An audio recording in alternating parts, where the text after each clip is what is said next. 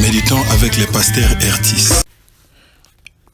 Méditons avec le pasteur Ertis, mardi le 8 octobre 2019. 1 Corinthiens 26, 1 Corinthiens 14, 26 à 40. Le lecteur de la Bible nous propose 3 questions.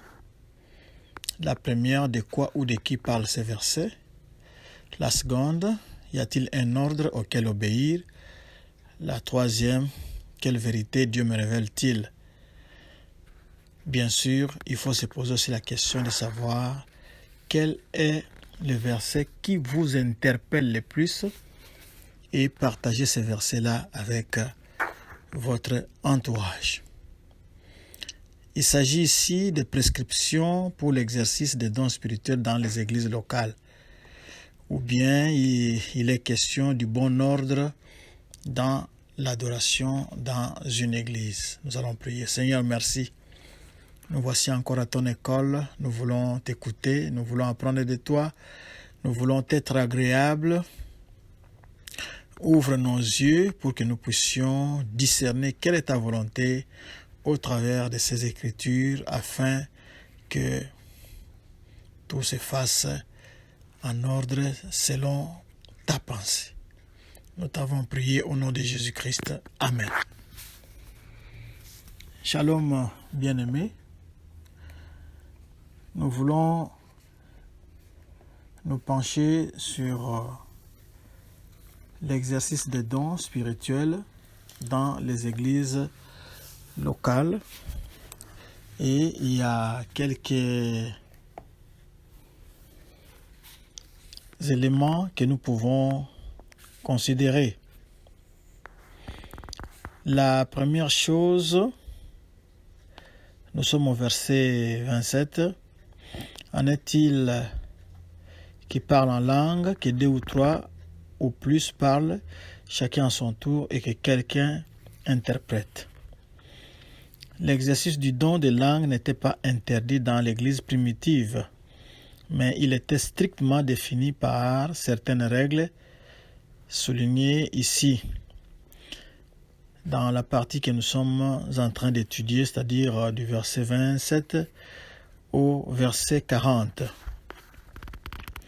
Il ne fallait pas que plus de 2 ou 3 personnes parlent ainsi dans une réunion. Ça, c'est la première règle. La seconde, il fallait que chacun attende son tour pour parler. C'est ce que nous avons dit ici au verset 27.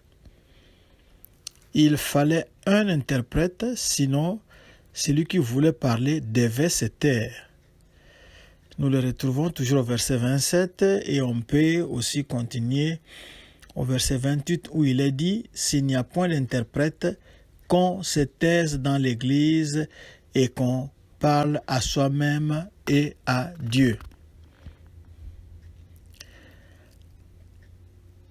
Une autre chose, c'est qu'il fallait que ceux qui parlent en langue conservent le contrôle de leurs facultés, car Dieu ne crée pas la confusion. Nous pouvons le lire au verset 32 et 33. Les esprits des prophètes sont soumis aux prophètes, car Dieu n'est pas un Dieu de désordre, mais de paix.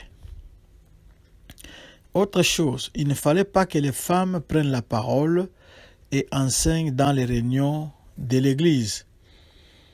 On retrouve cela versets 34 à 36.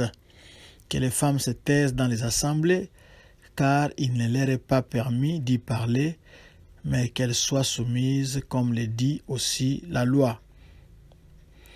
Ici, il convient de souligner que ces problèmes des femmes pourraient être un problème particulier aux Corinthiens, à l'église de Corinthe. C'est pour cela que l'apôtre Paul a voulu mettre le point sur les i. Mais il y a aussi d'autres passages où il interdit aux femmes de pouvoir parlé, par exemple, 1 Timothée 2, 11 à 12. Il a répété cette instruction-là. Et nous devons simplement demander à l'Esprit de Dieu de pouvoir nous parler encore plus, de pouvoir nous éclairer sur ces problèmes des femmes. Comment les choses doivent se passer concrètement pour nous actuellement. Autre chose encore, il fallait considérer ces règlements comme le commandement du Seigneur et leur observation comme le témoignage d'une vraie spiritualité. Un désir excessif de parler en langue est une marque d'enfance spirituelle. C'est ce qu'on avait dit hier.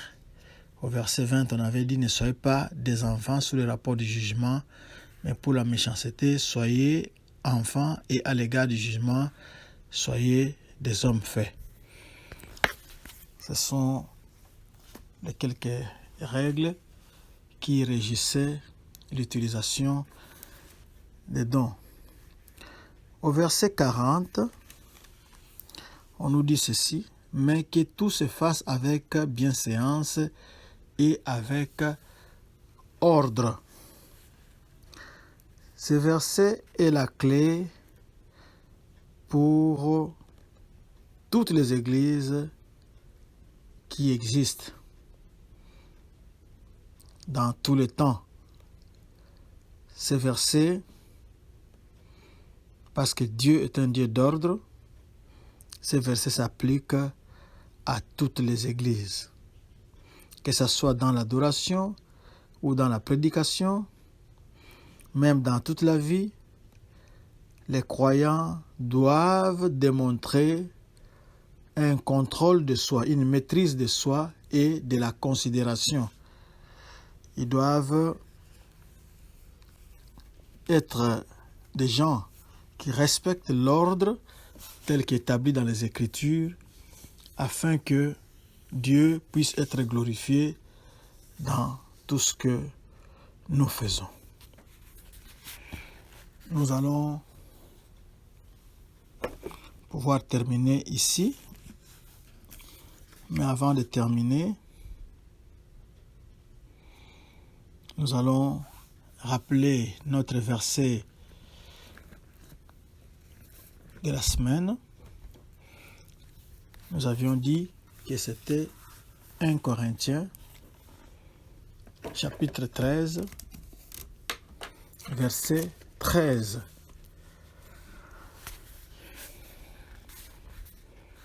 Maintenant, donc, ces trois choses demeurent, la foi, l'espérance, la charité, mais la plus grande de ces choses, c'est la charité.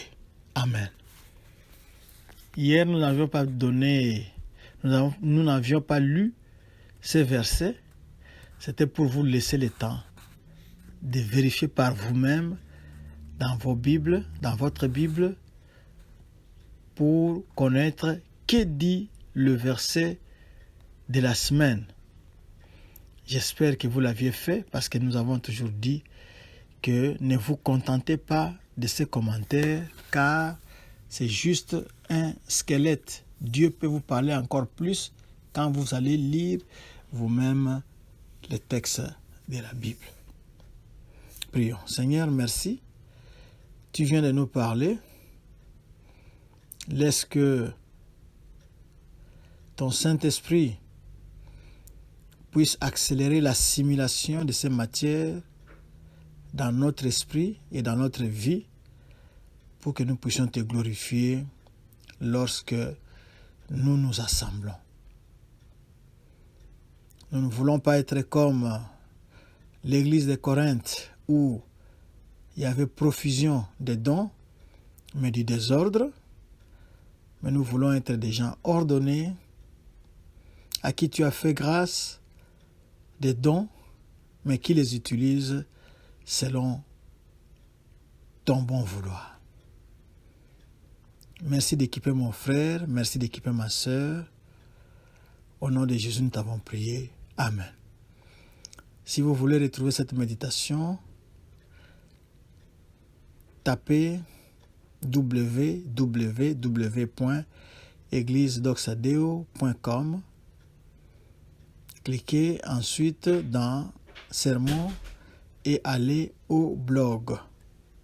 Que Dieu vous bénisse.